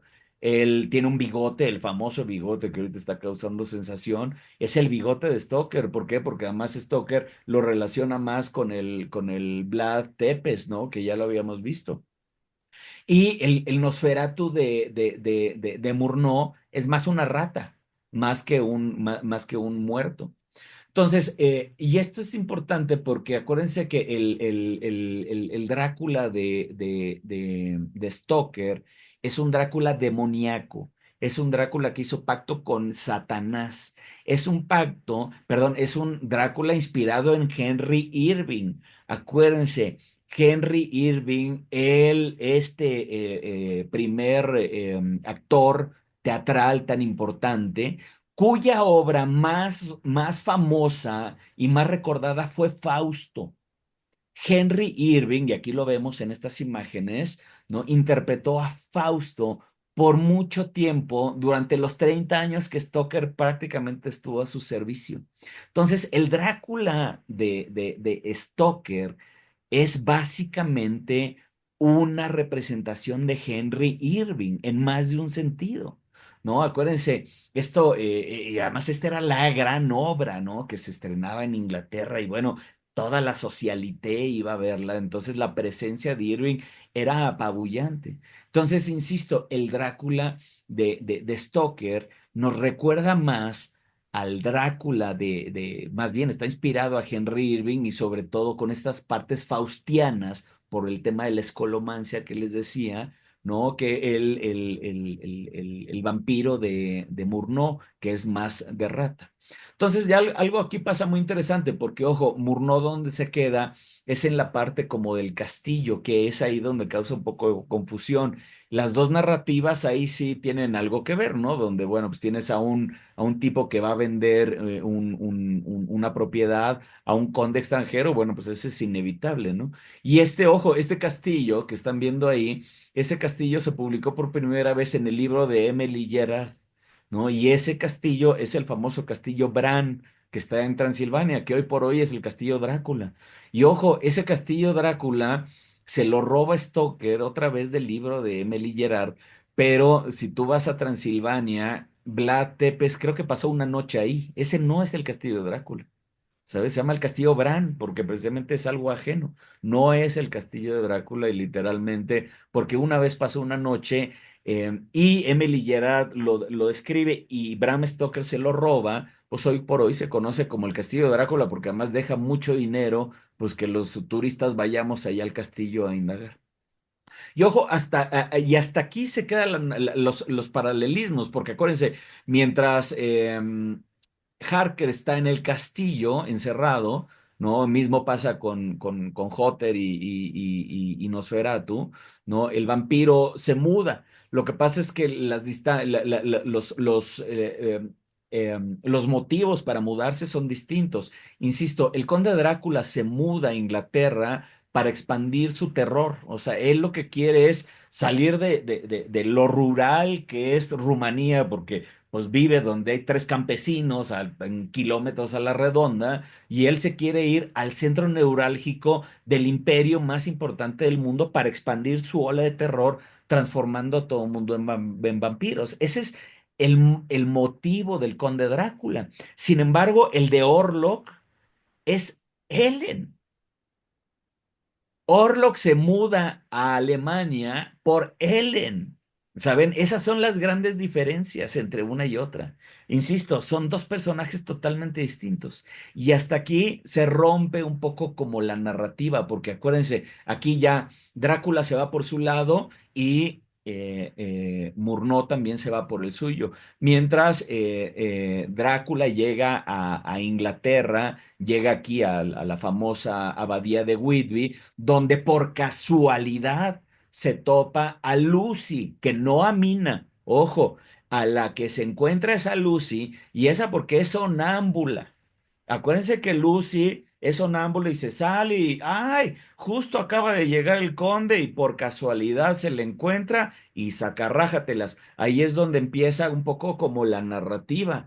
En cambio, en Nosferatu no. En Nosferatu, lo vamos a ver la siguiente sesión, el conde Orlok ve la foto de Ellen, se vuelve loco y dice, esto es lo único que me mantiene vivo. Y entonces va él a buscar a Ellen. ¿Saben? Hay unas distancias importantísimas. Luego acá en la novela, pues ya se muda la historia a Londres, porque además, acuérdense, el conde quería sembrar sus cajas, que traía 50 cajas por todo Londres, precisamente para que no le faltara donde resguardecerse. Entonces se muda la trama a Londres, mientras que Orlok se va a Alemania y en otro tiempo, ¿no? Y luego ya viene la vampirización de Lucy en la novela, que se da a través de los poderes que tiene el conde, que acuérdense que tiene que ver con el dominio de los animales. Acuérdense que llega un momento en la novela que hace que el lobo se escape del zoológico y es el lobo el que le ayuda a acabar con Lucy, o sea, porque él, como está limitado y, por ejemplo, no ha sido invitado a la casa de Lucy, pues él no puede entrar. Entonces el que tiene que romper la ventana, pues es el lobo, ¿no? Entonces él utiliza sus poderes para liberar al lobo del zoológico, es su ayuda. Acuérdense que este es un tipo que funciona así, con maldad, ¿no? Mientras que Orlok, bueno, pues sin ningún problema va a visitar ahí porque la otra lo invita, le dice, ven, ¿no? Ven a mí. Y acá, ojo, Ellen es otro personaje y aquí es Lucy. Y Lucy no tiene nada que ver con Mina, excepto que son amigas, ¿no? Y Lucy es una sonámbula que además muere a través de la vampirización, que ojo, la vampirización de Stoker no es nada romántica, nada romántica. El romanticismo es una estupidez que se ha inventado Hollywood, ¿no? La vampirización de Lucy es terrible, terrible, terrible, terrible. Estamos hablando de una posesión satánica, ¿saben? O sea, el conde Drácula posee a Lucy tanto física como mentalmente. Y vemos la segunda parte de la novela de Drácula es la caída de Lucy. Y vemos cómo era una niña brillante, llena de vida, ¿no? Y muy alegre.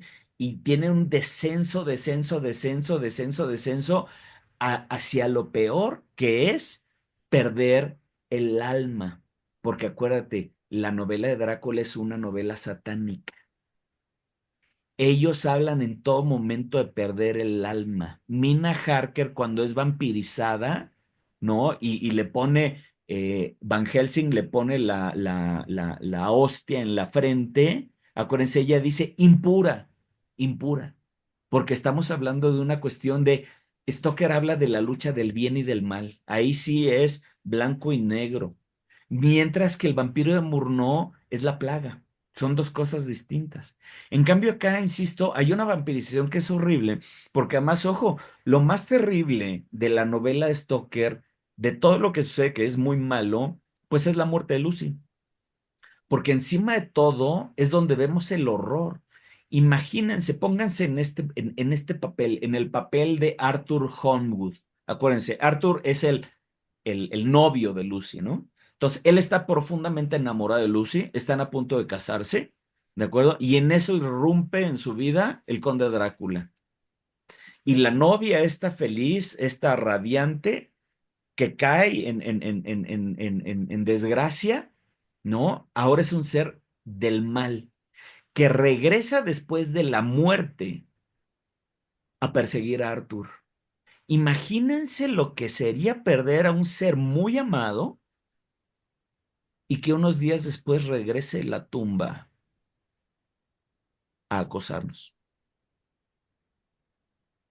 Yo no encuentro una cosa más aterradora que esa, ¿saben? Piensa tú en tu cabeza, quién es la persona que más amas en este mundo? Y en un periodo de nada, la pierdes. Pierde porque es degradante, ¿no? Su situación cae en una desgracia total. Y después de que muere, ¿no? De que tienes este profundo dolor de que perdiste a esta persona, esa misma persona regresa a acecharte de noche. No creo que haya cosa más aterradora al día de hoy. ¿Sí me entendés? O sea, piensa en quien tú quieras, pero esa parte del vampirismo a mí me parece que es terrible, ¿sabes? Entonces, y encima de todo, Arthur tiene que matarla. No nada más, ya perdió, o sea, no nada más tiene este contacto, sino encima de todo tiene que agarrar una estaca y se la tiene que clavar. ¡Wow! Eso es terrible, ¿sabes? Eso no pasa en Nosferatu. Insisto, y esa es la parte más clara en Drácula, ¿no?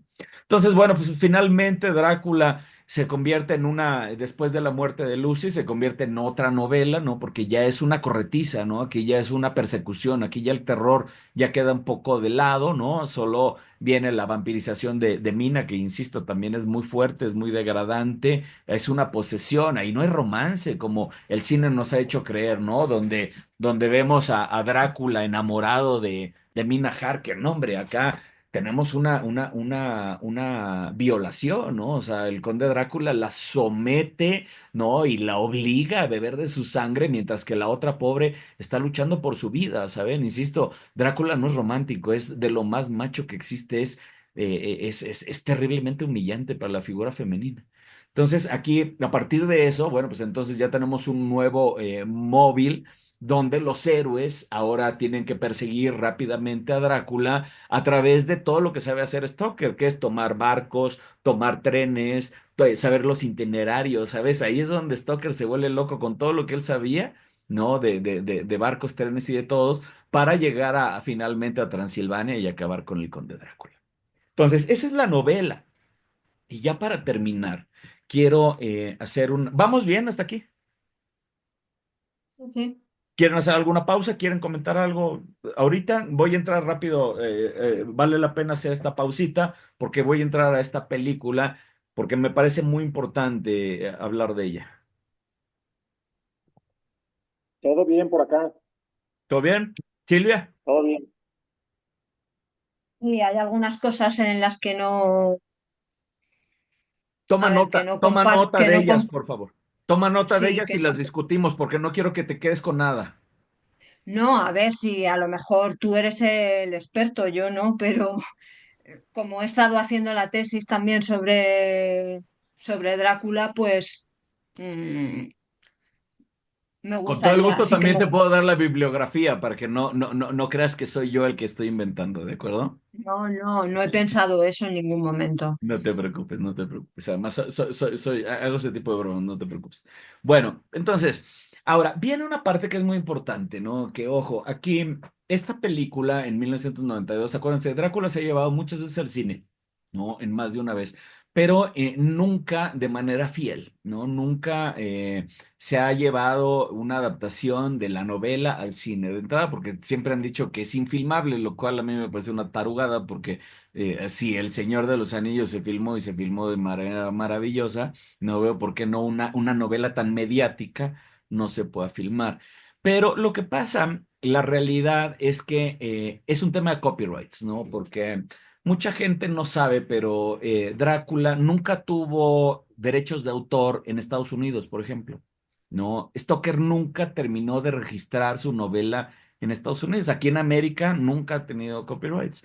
Entonces, por lo tanto, la gente siempre hemos podido publicar Drácula o hacer una película de Drácula sin tener ese tema de los derechos de autor.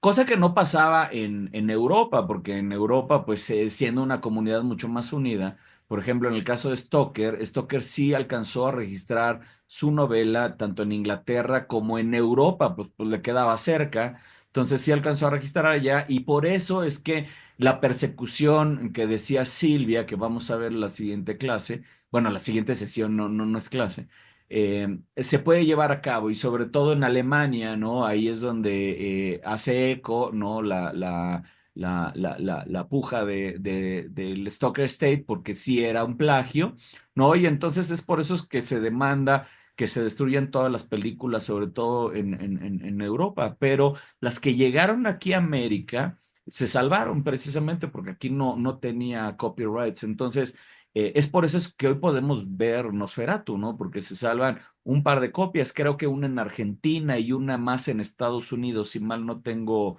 si no estoy equivocado.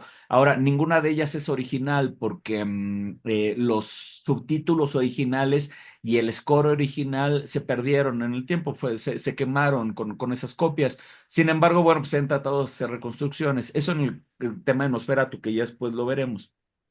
Pero, insisto, Nosferatu es un poco la entrada de Drácula al cine, porque si bien no fue la primera película de Drácula, acuérdense, en 1921 se publica en Turquía una película que se llama Drácula Jalala, ¿no? Que sí más o menos tiene que ver con la novela, pero es más bien como un cuate que se cree Drácula, pero no es Drácula, o sea, se roba cosas de la novela, pero no es Drácula per se, y también se perdió en el tiempo. Pero bueno, fue primero esa Drácula Jalala que Nosferatu en Alemania, pero al final del día, digamos que es después de la demanda y sobre todo con el escándalo mundial que se hizo en los años 30 por la demanda, fue que se asumió que Drácula ya había entrado al cine, cuando en realidad la primera versión pues es la de 1931 de la Universal con Bela Lugosi, pero ojo, esa no es una versión de la novela, sino es una versión del teatro, porque acuérdense que Stoker ya había publicado la novela en teatro para tener los derechos y esa es justo la que se comercializa. Entonces, justo la versión que vemos en teatro de la Universal no es la adaptación de la novela, sino es la adaptación del teatro. Entonces, por eso tampoco la versión de 1931 es fiel a la novela. O sea, aquí es donde viene el pastiche porque todo el mundo dice que adapta la novela, pero en realidad nadie la ha adaptado. Al día de hoy, nadie la ha adaptado fielmente. Entonces, y esto lo aprovecha en 1992 Francis Ford Coppola y lanza esta película muy mediática que se llama Drácula, pero le pone el tema de Bram Stoker, ¿no? Antes, ¿no? Asumiendo que esta es la versión de Bram Stoker. Ojo, no es el primero que lo hace, ¿no? Ya hay dos versiones anteriores a esto que sucede. Una de ellas es de inglesa, que es de la BBC, y otra de ellas es ay, se me fue ahorita el nombre, el de, aunque usted no lo crea, Jack Palance, la de Jack Palance de 1979, si mal no recuerdo, que también es para tele, esa no salió en cine, que también se llama Bram Stoker's Drácula. Entonces, no es el primero Francis Ford Coppola que le pone el nombre, pero sí es el que la hizo más popular, sobre todo porque acuérdense, ya es Hollywood, son los noventas, ¿no? Ya hay la cultura mainstream, ¿no? Entonces, seguramente en España la viste, Silvia, igual que la vimos en México, al igual que en Estados Unidos, o sea, simultáneamente ya se veían las películas, o sea, esta película hizo mucho ruido. Yo, de hecho, me hice extremadamente fan de Drácula gracias a esta película, ¿no? Esa es la realidad, porque además yo ya había leído la novela y pues yo me moría de ganas de ver mi novela favorita en el cine, pero justo aquí es donde se me empieza a atorar, ¿no? La adaptación, y la pongo entre comillas, porque si se fijan, el título dice Love Never Dies. ¿No? Aquí hay un tema de romance, ¿no? Aquí hay un tema de el amor nunca muere. Así se vendió en español, ¿no? El amor nunca muere. Y ojo, insisto, en la novela no hay ni medio rastro, ni medio, quiero ser claro y enfático, no hay ni medio rastro de un romance entre Mina y el conde Drácula. Vamos, no está ni siquiera sugerido. Ay, es que yo, no, es que yo pensé, no. Claro y enfático. No hay romance, no hay amor, ¿de acuerdo? En la novela, insisto, en el mejor de los casos, y lo digo con comillas, hay una violación. El conde Drácula agarra a Mina, ¿no? Y la somete con una fuerza, porque acuérdense, el conde Drácula tiene fuerza de 20 hombres, ¿no? Alimentarse de su sangre mientras ella se está ahogando, y mientras ella se ahoga y no puede respirar, es que se traga la sangre y es ahí que se vampiriza. Eso es lo romántico. Lo otro romántico es que se publica en 1897, que es la época romántica de la poesía en Inglaterra, pero eso se ha malentendido como un romance de amor. Y ese romance de amor, insisto, el que lo trajo, ¿no? A la palestra es Drácula, no es, perdón, es Nosferatu, no es Drácula. Aquí voy a dejar esta última, por respeto, no sé si alguno no haya visto la última versión de Robert Eggers, pero no voy a enseñar nada hasta la última sesión. Entonces, pero voy a estar enseñando más o menos los comparativos, ¿no? Pero básicamente las cuatro películas que traigo, que es Drácula más Nosferatu de Murnau, más la de Herzog, más la de Robert Eggers, repiten más o menos patrones. Entonces, por ejemplo, uno de ellos es el caso de Renfield, ¿no? Renfield en la película de Francis Ford Coppola viaja a Transilvania. En la novela eso es mentira. En la novela Renfield jamás viaja a Transilvania. En la novela jamás Renfield tiene contacto con el conde Drácula hasta el manicomio. Porque el mismo Drácula llega al manicomio, acuérdense que es vecino del manicomio, ¿no? Y entonces, bueno, pues él tiene control sobre los locos, entonces detecta que está este loco, ¿no? Y ahí un poco como que hace un juego con él, pero es algo circunstancial en la novela. Renfield jamás en la novela viaja a Transilvania. Ese supuesto viaje en la Transilvania es más bien de perdón, Nock, que es el jefe ¿cómo se llama? De Hotter, que en realidad sería el señor Hawkins en la novela, pero no es cierto, el señor Hawkins ¿no? Es un tipo que ama profundamente a Jonathan, ¿no? Inclusive hasta le cede su lana, no está loco en la novela del señor Hawkins. Al contrario, es como una figura súper paterna para Jonathan Harker, ¿no? Y en cambio, Murnau, ¿no? Elimina a Hawkins y pone a Nock, y Nock es un loco que está más inspirado en Renfield, ¿no? Que en otro personaje de la novela, pero insisto, son personajes totalmente distintos.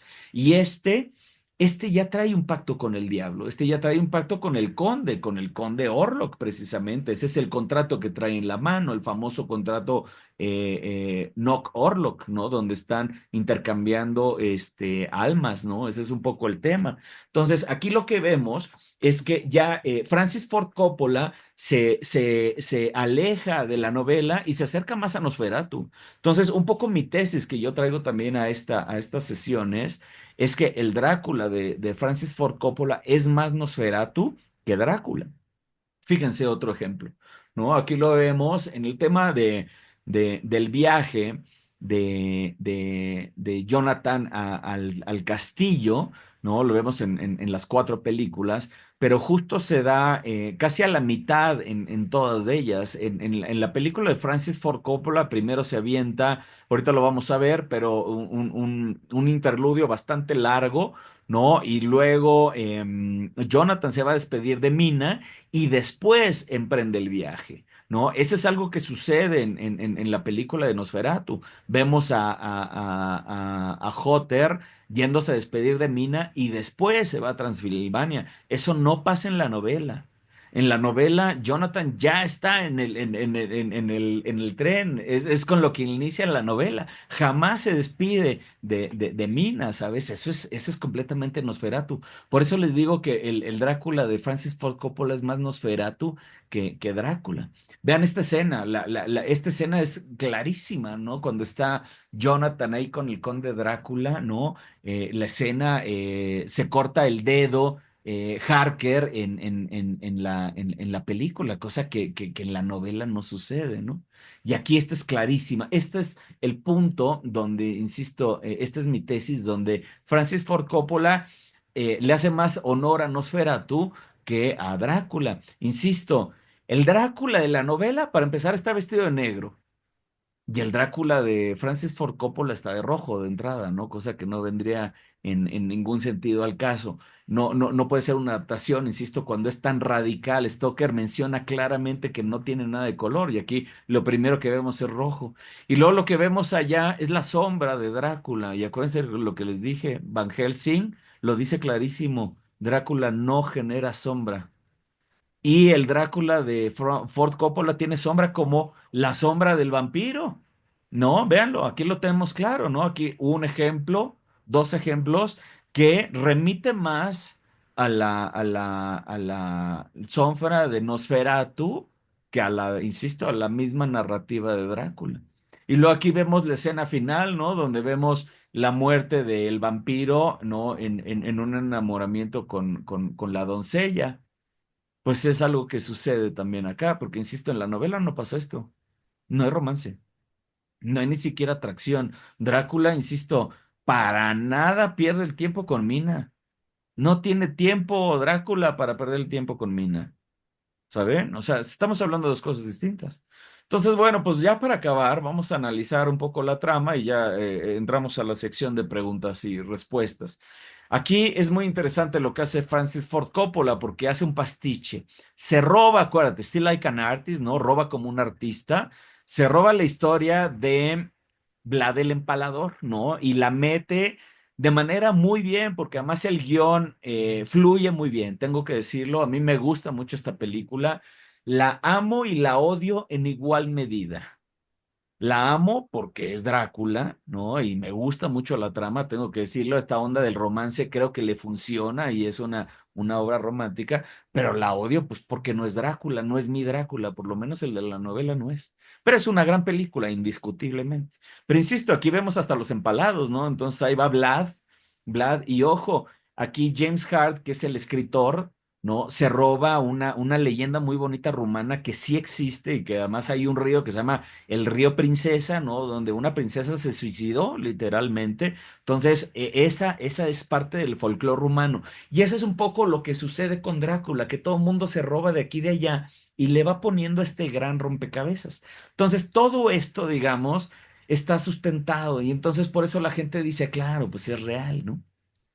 Y esta es la parte muy interesante porque a raíz de la muerte de ella, insisto, a raíz del amor, es que el conde Drácula se convierte en vampiro. Acuérdense aquí en la película, Vlad Tepes, porque aquí es Vlad Tepes, se enoja, ¿no? Y renuncia a Dios, ¿no? Y en ese renuncio, ¿no? Por el amor, ¿no? Porque Dios le falló, le dice, oye, yo fui a luchar por ti y con esto me pagas. ¿No? Entonces ahí es donde se vuelve loco y entonces ahí es donde Dios lo castiga y lo convierte en Drácula. A diferencia de la novela, porque en la novela, acuérdense, en la novela él voluntariamente se fue a estudiar con el diablo, ¿no? Para ser experto en conocimiento. Entonces, bueno, regresando a la película, aquí tenemos el inicio donde vemos a un Renfield donde nos dice que él ya fue a Transilvania. Esto no pasa en la película, en la novela. Esto es un invento, esto no pasa en ningún lado, no pasa en la novela, simplemente, insisto, Renfield es un loco que está ahí. Y aquí es donde empezaría la novela, justo aquí, ¿no? Donde va Jonathan en el tren, y fíjense, aquí es lo que les digo de lo mediático.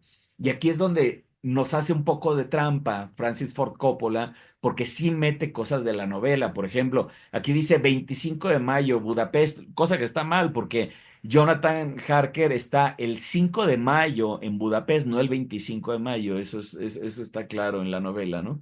Entonces, pero bueno, ahí lo vemos como ya hay un escrito, ¿no? Y entonces aquí vemos cómo está viajando a Transilvania. Esto sí es de la novela, sin duda alguna, y la carta del conde Drácula que lo recibe, que por cierto es la única carta de en toda la novela del conde, o sea, esa es la única voz que escuchamos del conde. Luego viene el viaje hacia el pasaje de Borgo, lo cual es muy bonito, está muy bien representado. Y luego, bueno, pues aquí hay un pastiche, porque esto tampoco pasa en la novela, ¿no? Esta llegada ominiosa, al castillo, así con ese barranco, pues eso no sucede. Aunque bueno, la Transilvania del libro es muy padre, porque sí hay un momento donde Jonathan Harker dice que pasan un momento y ya entran como a otro lugar, como una zona de fantasía, como una zona tenebrosa aparte. Entonces, sí, un poco sí la describe la Transilvania. Insisto, aquí viene la primera traición fuerte, ¿no? Porque aquí, pues lo presenta su Drácula, este vampiro, con sombras, ¿no? Cosa que, bueno, pues eso es impensable en la novela. Y luego vemos esta secuencia, que si se fijan, esta es de Nosferatu, ¿no? Este pasaje es de Nosferatu también. ¿No? Lo mantiene, esto también lo mantiene, como le da de comer el conde a Jonathan, esa parte es importante, esto sí sucede en la novela también, ¿no? El conde no come nada, el conde no tiene asistentes, ¿no? Pero es muy triste en la novela porque vemos que el conde hace todo, ¿no? O sea, sí llega un momento en que Jonathan Harker sí lo cacha tendiendo la cama, sí lo cacha sirviendo la cena, ¿sabes? Y esa parte pues es muy terrible. Ni en la película ni en las películas hemos visto eso. Y aquí, insisto, este es el cambio de narrativas, porque justo en esta escena, aquí es donde el conde Drácula descubre el medallón de Mina. Recuérdense que Jonathan aquí trae una fotito de Mina, que por cierto, la fotografía ya se había inventado en ese entonces sí es históricamente realista que pudiera traer una foto. Entonces, Jonathan trae una foto de Mina y aquí el conde Drácula se vuelve loco, ¿no? Y entonces ahí mismo cambia su actitud, incluso hasta con Jonathan, y le dice, quiero que te quedes aquí un mes. Justo después de ver el retrato de Mina, cosa que en la novela no sucede. En la novela no trae fotografía, en la novela nunca se da cuenta de Mina, en la novela El Conde Drácula, la única parte que sabe de la existencia de Mina es porque le pide que escriba tres cartas, precisamente diciendo que ya va de salida, otra que ya está en camino y otra que ya salió. Entonces, esa es la única forma que sabe Mina, pero no hay una fotografía en la novela, ¿saben? Entonces, todo esto es invento de Nosferatu y que Francis Ford Coppola retoma en su narrativa. Esa parte es muy interesante. Luego aquí vemos a Mina haciendo una reflexión, aquí vendría siendo como el cambio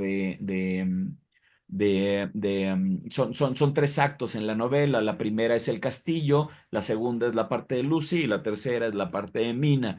Entonces aquí sería la parte del segundo acto, ¿no? Que es muy interesante porque aquí vemos a Mina escribiendo a máquina escribir. Aquí todavía sigue siendo referencia a los medios de comunicación y por eso les digo que es un poco engañosa esta película, porque sí tiene un coqueteo con la novela, como este tipo de detalles, aunque la trama es totalmente distinta, ¿no? Entonces, por ejemplo, aquí vemos al conde Drácula y hace una conexión con Mina. Él está obsesionado con Mina y él, acuérdense, hasta la proyecta, ¿no? Mientras Mina está en esa fiesta con Lucy, llegan el tejano y llegan todo el mundo, el conde Drácula ya está conectado y hasta pasa la sombra, ¿no? Mientras tanto, Jonathan está en el castillo, está encerrado, si se fijan, aquí es de noche, en la novela es de día. Ya ven, ahí están las grandes diferencias.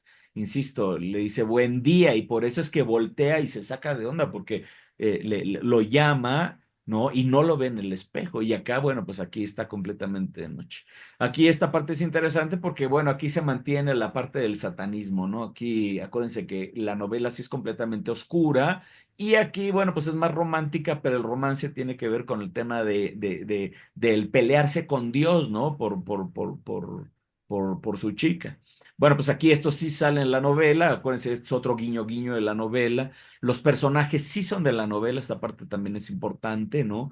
Esto no sucede en la novela, esta parte es bien interesante porque esto se sexualiza demasiado, ¿no? Esta situación es completamente sexualizada, cosa que Stoker además es muy mojigato, porque acuérdense que estamos hablando de un tipo ultra conservador, ultra macho, y en la época victoriana, ¿no? Entonces, era súper mojigato. Entonces, las cuestiones de sexo no son explícitas tampoco en la novela. Y en cambio, aquí en la película sí está muy sexualizado, sobre todo la posesión de las tres esposas, ¿no? Porque aquí sí se les llaman brides, sí se les llaman esposas de Drácula, ¿no? Que tienen esta parte de sexualización y de esclavitud a Jonathan. Inclusive llega un momento que en un diálogo Van Helsing le dice, oye, tú que le pusiste el cuerno a Mina con estas mujeres, ¿qué piensas? Un poco, ¿no? Y entonces Jonathan hasta se molesta, eso no sucede en la novela, insisto. Entonces, estas vampiresas son muy interesantes, pero, insisto, son diferentes a la novela. Aquí, insisto, está esta parte que sí es representada, ¿no? La llegada del conde Drácula con mucha ira a esta situación, porque ojo, ellas lo van a empezar a vampirizar cuando él llega a pararlo, ¿no? Y aquí, bueno, pues ya estaba la vampirización llevado a cabo, por eso insisto que eso no sucede. Entonces, esta parte también va a ser interesante analizarla porque a Jonathan lo dejan con ellas. Ese es un poco el truco de mientras Drácula se va a buscar a Mina, él deja a Jonathan en manos de las mujeres vampiro, ¿no? Que ellas pues se están alimentando continuamente de él, ¿no? Entonces ahí hay algo interesante en la película que, insisto, eso no pasa en la novela. Total, Jonathan logra escapar, ¿no? Mientras que el conde se muda a Inglaterra. Aquí la película se brinca totalmente la parte de Whitby, ¿no? Y se mete directamente a una vampirización, ojo, que tiene que ver más con la sexualización de Lucy que con otra cosa, porque insisto, aquí Lucy la muestran muy sexuada, muy sensual, muy sexual, ambas. Es muy sensual ella, pero al mismo tiempo también es muy sexual y busca la sexualidad, cosa que en la novela no sucede, insisto, porque es ultra mojigato este Stoker. Y bueno, pues aquí tenemos otro ataque, que ojo, aquí es la parte muy interesante, porque es la parte del romance. Esto no aparece ni en la novela, ni en Nosferatu, ni nada. Esto literalmente es algo que se saca Francis Ford Coppola de la manga, ¿no? Aquí, curiosamente, sí vemos al conde Drácula caminando de día, ¿no? Otra de las diferencias con Nosferatu, pero esta parte del romance y sobre todo el cortejo, ¿no? Bueno, pues es totalmente de la película, esto no existe. Y aquí otro guiño de Francis Ford Coppola a la época mediática, lo que les decía, ¿no? El cine ya había aparecido, entonces los lleva a sus personajes al cine. Evidentemente el cine no aparece en la novela por ningún lado, ¿no? Stoker no estaba consciente del cine cuando escribió la novela. Luego nos mudamos con Van Helsing, ya después de que Lucy cae enferma. No, y Van Helsing es algo aquí muy interesante, el Van Helsing de Francis Ford Coppola, porque eh, sí es un Van Helsing en toda la extensión de los sentidos, pero como lo actúa eh,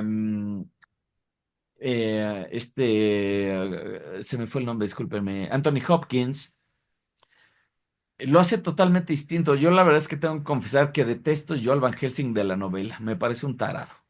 No, me parece un tipo muy tonto, muy poco sabio, pero bueno, pues finalmente ha pasado a la cultura popular como alguien muy sabio.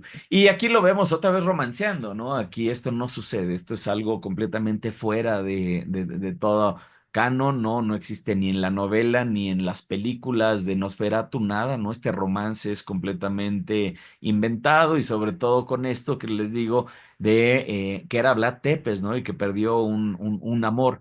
Pero fíjense, hasta ahorita Jonathan Harker se está escapando, ¿no? Cuando en la novela pues ya estaría ya en Inglaterra. Entonces, aquí hay un romance que, insisto, no viene al caso, no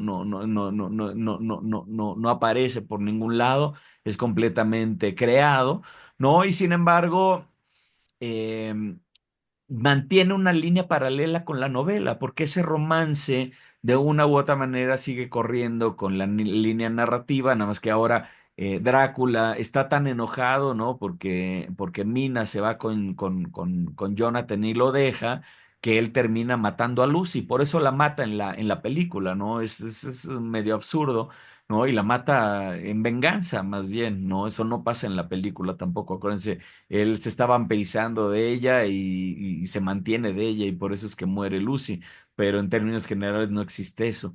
Luego, bueno, pues ya viene este odio, ¿no? Desencadenado que se va contra Lucy y esto es lo que les decía, ¿no? Cosas tan aterradoras como enfrentarte a la mujer que más amas y de repente verla que regresa de la tumba, me parece que es aterrador, ¿no? Y luego le tienes que cortar la cabeza, pues eso es algo que no sucede en Nosferatu, ¿no? Insisto, lo veremos más adelante, pero son estas grandes diferencias narrativas que no existen entre una y otra, ¿no? Entonces, aquí, bueno, pues ya Francis Ford Coppola retoma un poco la novela, aquí sí se mete de lleno, el tercer acto es bastante similar, el de la película con el de la novela, ¿no? Que es la casa al conde Drácula, porque bueno, aquí el conde ya sale corriendo.